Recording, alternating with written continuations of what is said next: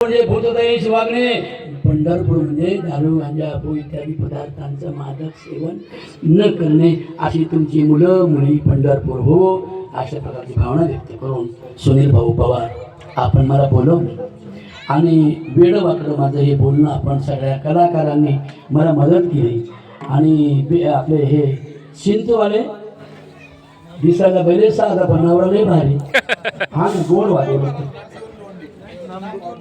वा हरिभक्तीपर्यंत नामदेव महाराज लोंढे यांच्यासाठी एकदा चांगली जोरदार ताली वाजवा. विठोबा रखुमाई